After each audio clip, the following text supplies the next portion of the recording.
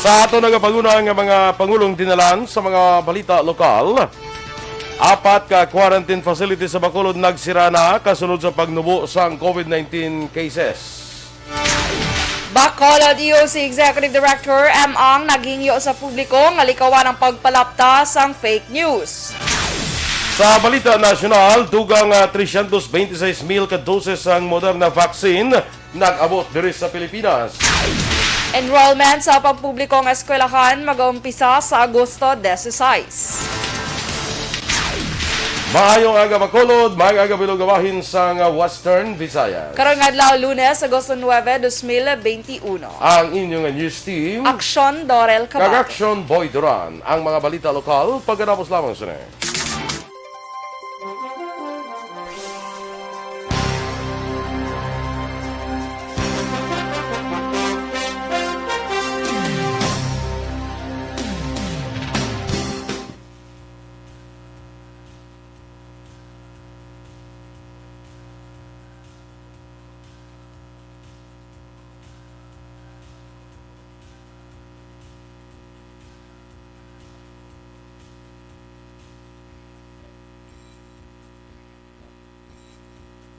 Okay, good morning na mga ka-aksyon. Good morning, Action Doors. Good morning, Action Boy! Kag sa aton mga ka-aksyon, happy Monday! Happy Monday, kag happy White Day. White Day. Although Sama na ati siya. mo yan din na iya ang prescribed uniform, okay lang. Prescribed uniform. Maya mo pa na. Abi ko baka hindi white, kaya ka dirty white. Ay kalait. Actually, ano na siya, cream white. Ano? Cream white. Creamy white.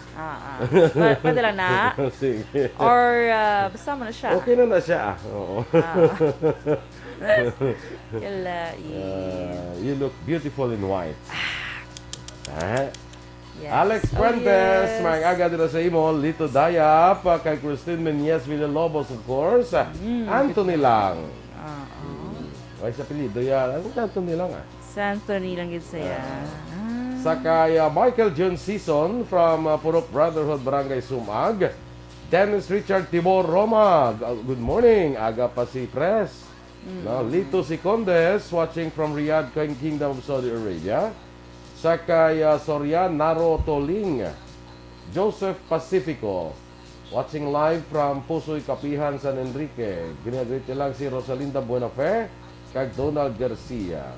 Josette Magua de los Reyes, classmate to da Edwin Escopel, may agaman.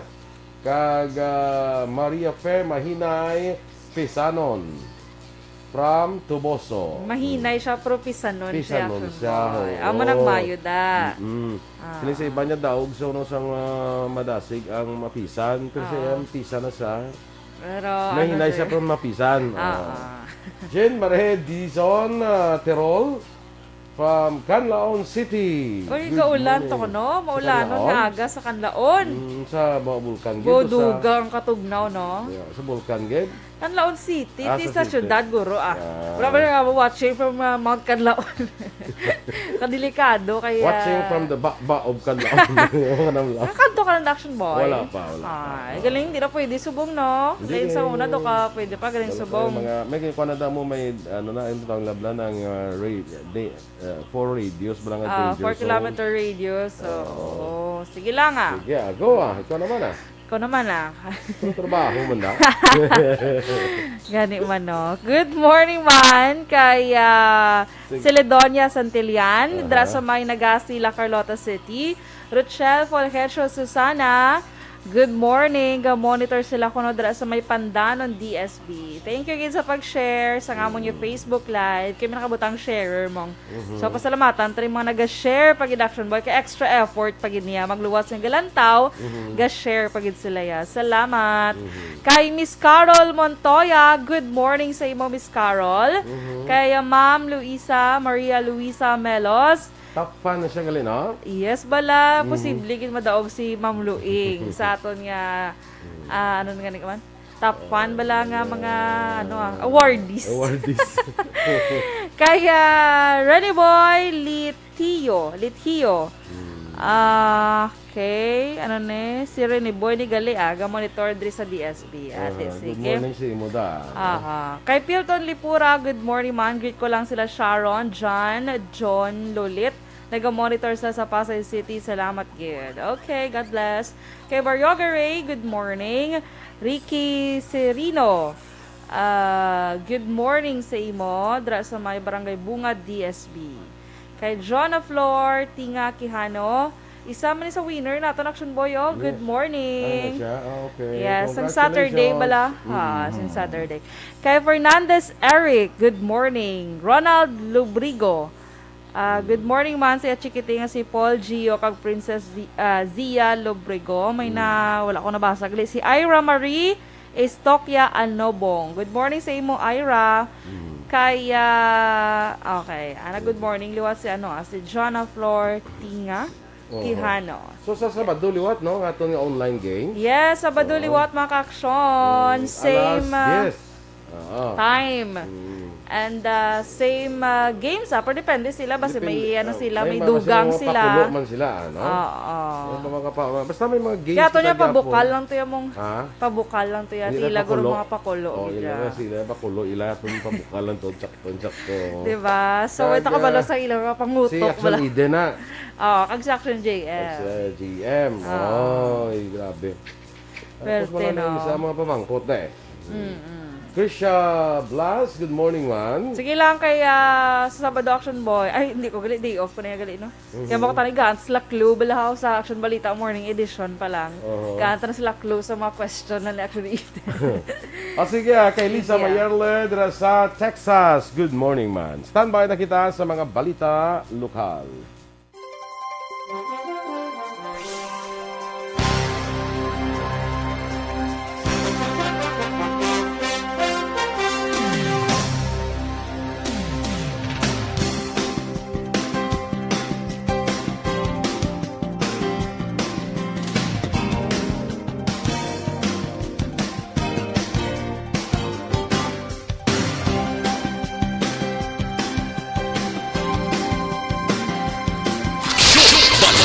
Bayan, Numero 1.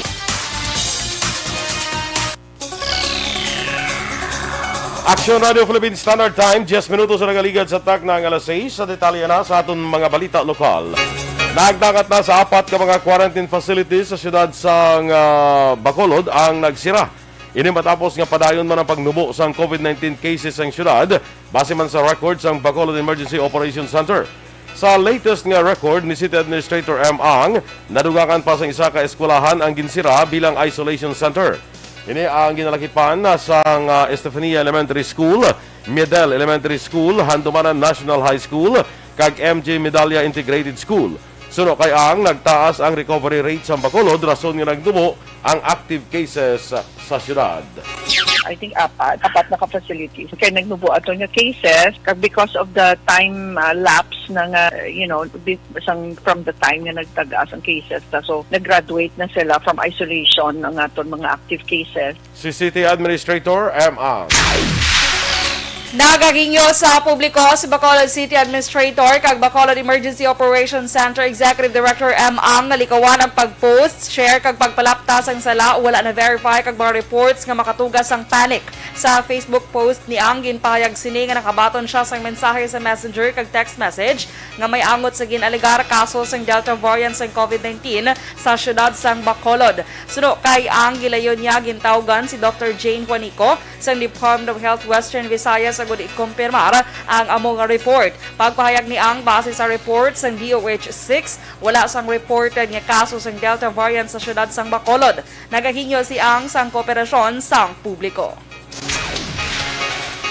Samtang panagapadayon ang Armas Bailo Bugas nga programa sang Negros Occidental First Police sa Negros Occidental First Mobile Force Company. Suno kay Police Lieutenant Nazar Kanha, tanan nga sa isang loose firearms o kung ang hindi mga lisensyadong armas lutang ang ginabaton sang kapulisan. Paatag ni Kanha, isa sa mga tinutuyo sa sininga programa nga mapanubo ang krimen sa probinsya sang Negros Occidental. Sa karon naglambot na sa 360 ka mga armas lutang kag 72 ka mga explosives ang gin-turnover sa kapulisan. Kabaylo sa mga armas lutang kag eksplosibo, 640 na kasako sa bugas ang napanagtag sa kapulisan. Payag ni Kanha tang iya sang armas lutangan nagsungka sang armas ang ginahatagan sa isa kasakong nga bugas samtang nagbulig naman nga magsungka sa kapulisan ng armas ang ginahatagan sang tunga kasasako nga bugas. Surrender sa sang armas lutang ang tag-iya taga-tagaan sa isa kasako pag ang nag-facilitate na mag-surrender ang ilang armas lutang ginatagaan natin sang tunga kasako.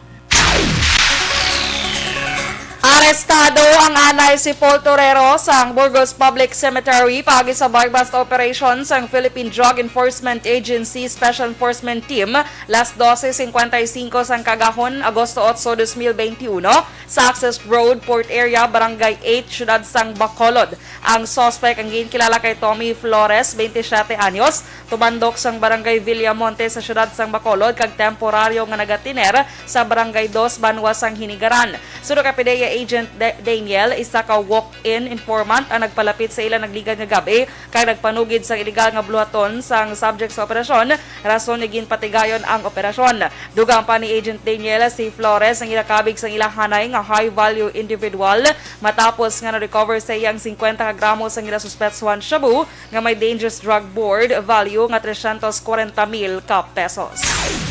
Naaresto naman ang duha ka mga gidaligar drug pusher sa bypass operation alas 6 ang takna kagabi sa Purok 6, Barangay 5 Airport, Syudad sa Bacolod. Ang mga naglalakpan na musantay Joseph Gonzales alias Banong Gonzales, 46 anyos, residente sa Paglaom Village, Barangay Mansilingan, kag Williser Colango, 33 anyos, pumuloy naman sa Purok 6, Barangay 5 Airport.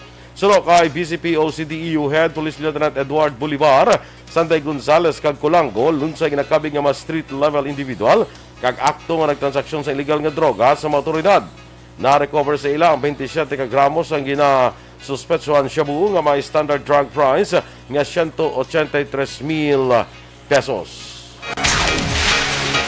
Kag sa katapusan nga balita lokal, padayon nga nagahuyang ang pwersa sa marebelde nga grupo sa probinsya sang Negros Occidental. Suri kay Police Lieutenant Colonel Nasher Canha, Commander sang Negros Occidental Police 1st Mobile Force Company, sang una madamo sa kaso sang pagpangharas nga ginahimo mga rebelde apang sa karon, hindi na mahapos para sa mga rebelde ang magpatigayon sa opensiba bangod sang mabakod nga pwersa sang mga otoridad. Dugang pa ni Canha, may mga pagpamahogin man nga nabaton ang mga kapulisan apang ini ang naging pamaagi agon makahimos ang konkreto nga plano ang kapulisan kag mapunggan ang pagpanghalit sa mga rebelde. Nagpasalig naman si Canha nga magapadayon ang kapulisan nga magbantay agon masulbar ang problema sa insurhensya sa probinsya sang Negros Occidental. Dugang 326,000 ka doses ang Moderna vaccine nag-abot diri sa Pilipinas. Samtang enrollment sa pampublikong eskwelahan mag-umpisa na sa Agosto 16. Ang detalye sa mga balita nasyonal sa magbalik sang Aksyon Balita o kung ba Aksyon Balita Morning Edition.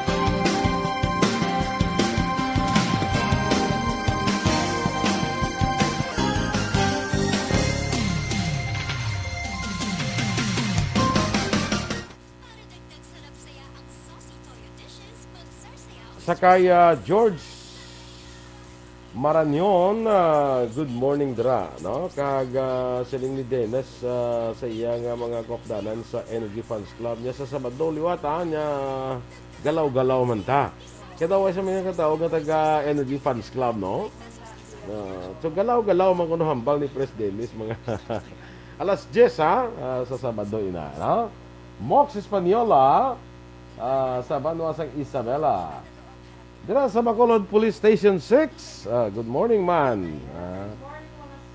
Yes, kag mga ma'am, of course. Mga aga dira sa Bacolod City Police Station 6. Glycia Avlas, kag Ramon Villagracia. Noel Amar, good morning sa imo, amigo. Kay Suset Alunan, kag kay classmate ko Melissa Montinola, good morning. Kasi mo, ito ay ko kabati nga may mga classmate kaga lantaw da sa imo aw. Retired? Ina-on na siya Aksyon boy. Hindi ganun ko tungod pagambal mo mga classmate. Agin Di ba, simula ikuan kanila, ipakamalaot. Lakala, isip pa kamalaot. Dami silang na time, Aksyon boy. Ang ako, ni nga batch ko reaction boy, ga hustle, pagigagawa pa ng hustle sa life. It's either hustle or hustle. Duwala na siya, Aksyon boy, mong ilang mga ano sa life. Sige Martin Aliling, good morning man. Kag kay Ma'am Vanessa Mayo. Yes, good morning, Ma'am Van. Good morning dira kay Dr. Matt Mayo. Mia Morales Moreno sa family Moreno, good morning. Sige. Yan na si Reynaldo Amar nga nag-celebrate siya ang birthday today sa Barangay Alihis. Reynaldo Nene Amar. Happy birthday! Happy birthday! Halin sa kay Noel Amar. Okay. Sige. Sige, go. Kaya Mea Morales Moreno, good morning sa imong Mea and thank you so much. Kaya Del's friends, good morning. Pwede greet family Alumbro. Pwede gid sa family Alumbro dra sa Purok Siwol Punta Taytay. Good morning. Kag family Memoria dra sa Airport Subdivision.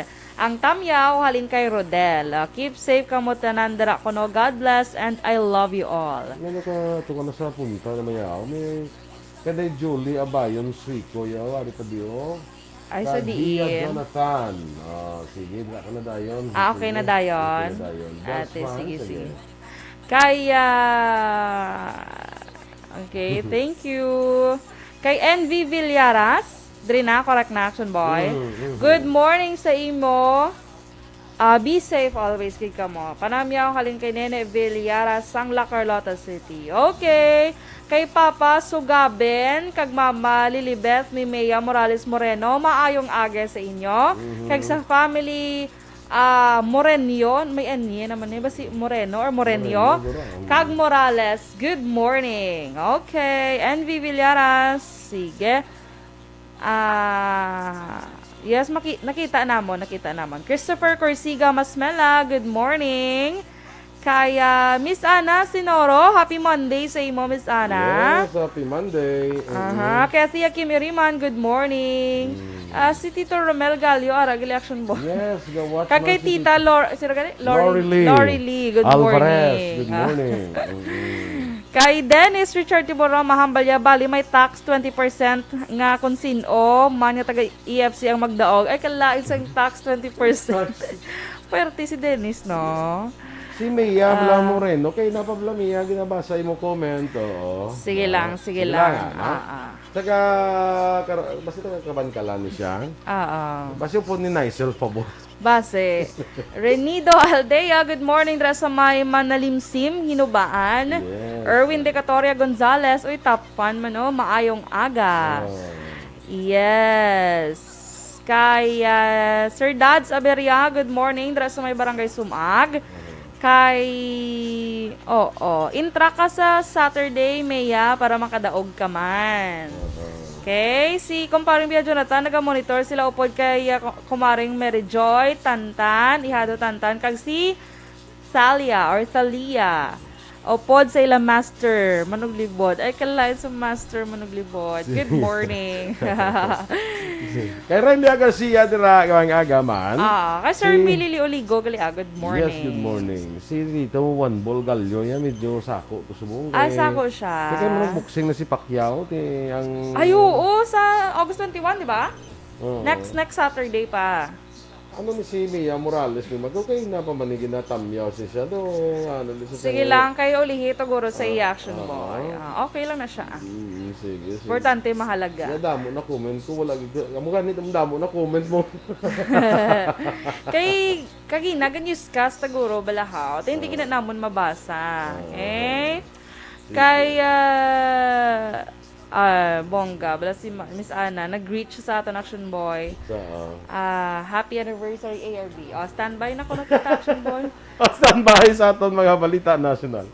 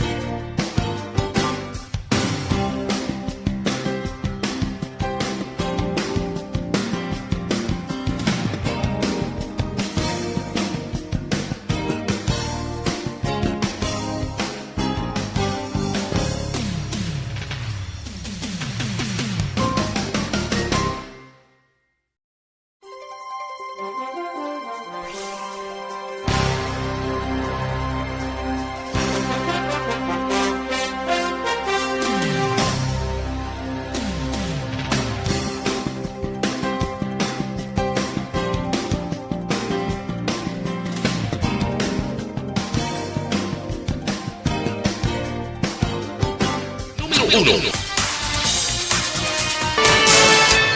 Aksyon Radio Philippine Standard Time, las 6:26, detalya na sa aton mga balita national.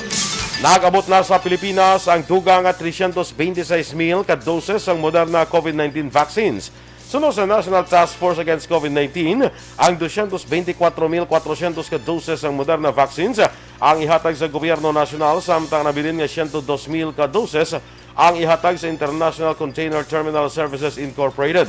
Sunod kay Vaccine Czar Secretary Carlito Galvez Jr., 12.9 milyones na Pinoy ang nakabaton sang first dose ng bakuna, samtang 11.2 milyones naman ang fully vaccinated. Sa kabilugan, 15.88% pa lamang sang target population ang nabakunahan. Gintala na sa Department of Education na kung DepEd sa Agosto 16 ang enrollment period sa mga estudyante sa mga pampublikong eskwelahan para sa school year 2021-2022. Magalawig lamang ang enrollment period tubtub Setyembre 13, 2021. Ngamo man ang petsa nga ginhatag ni Presidente Rodrigo Duterte ang unang adlaw sa klase sa public school sa pungsod. Sunod sa DepEd ang first academic quarter karon nga school year 2021-2022 ang mag-umpisa sa Setyembre 13 tubtub Nobyembre 12, 2021, samtang second academic quarter ang mag-umpisa naman Nobyembre 15, 2021 tubtob Enero 28, 2022. Gintalana naman ang Christmas break sa Disyembre 20 tubtob Enero 2, 2022. Sa Enero 3, 2022, liwat magapadayon ang klase apang mayara sang mid-year break, umpisa Enero 31 tubtob Pebrero 5, 2022. Magatapos ang school year sa Hunyo 24, 2022. Gintrawagan naman ni Senator Christopher Bongo sa mga otoridad sa national kag local levels ng gobyerno nga himuon sang maayo o organisado, luwas, kay ginasunod ang health protocol sa mga vaccination sites para maproteksyonan ang mga nagapabakuna. Gindayaw naman ni Go matas nga roll-out sa National Vaccination Program tubto Agosto 5 nga record 23,199,187 ka doses ng COVID-19 vaccines na ang nabakuna. Sa nasambit na kadamoon, 12,493,997 ka mga individual ang nataga na sa first dose, samtang masobra na 10,000 o kung lapit na sa 11,000 ang fully vaccinated. Naglabot na sa 20 bilyones pesos ang utang sa PhilHealth sa mga pribado kag pampublikong ospital sa pungsod Pilipinas. Suro kay Philippine Hospital Association President Dr. Jaime Almora, ang utang sa PhilHealth sa isa ka hospital ay nag-average sang bilyones pesos. Suro kay Almora, ang ini nga utang ang may kangtanan sa mga COVID-19 claims. Pagpatag ni Almora, ang mga non-COVID claims ang nabayaran naman o galing delayed kag tuma naman kadako ang balayran sa mga COVID-19 claims. Ginako man ni Almora nga ginagadulaan na sa pagsalig kag confidence ang mga hospital sa PhilHealth. Nadugangan sang 9,671 ang COVID-19 cases sa pungsod Pilipinas, kag sa kabilugan mayroon na karon nga 1,648,916 ang mga bago nga nag-ayo sa COVID-19 ang nagdangat naman sa 8,079. Kag karon nagdala na sa 1,552,278 ang recoveries. Kahapon nga lao may 287 ka manapatay. Kanadagat ang death toll sa 29,122. Ang aktibo nga kaso karon sa Pilipinas nagdagat sa 77,516. Ginmando sa Philippine National Police o PNP ang maidid ng investigasyon sa ginaligar pagsabotahe pinagi sa pagpalaptas ng fake news angot sa COVID-19 vaccination program sa pila ka bahin sa Metro Manila. Sunod sa kapulisan ang pagpalaptas ng fake news na nagatugas ang pagginutok sa linibo ka mga individual sa mga vaccination sites agud nga magpabakuna. Sa statement ni PNP Chief General Guillermo Eleazar, ginpahayag nga ginausoy na sa karon sa motoridad ang identity sang ginhalinan sang ginaligad disinformation sa vaccination nga naglapta sa social media kag pinaagiman sa text message. Aksyon Radio Philippine Standard Time, last 6:30. Kag sa aton mga ka-aksyon.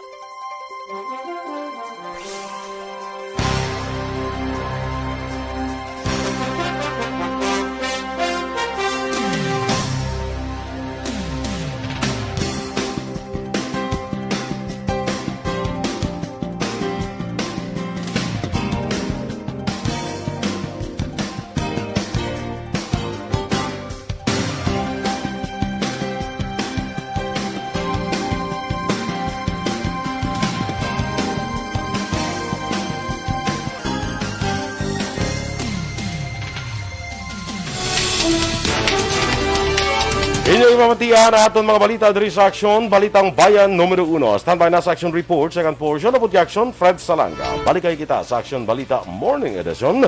Upod gapon sa inyong news team. Aksyon Dorel Cabatu. Kag Aksyon Boy Duran, una sa balita, una sa Aksyon. Sa Bacolod Aksyon Radio.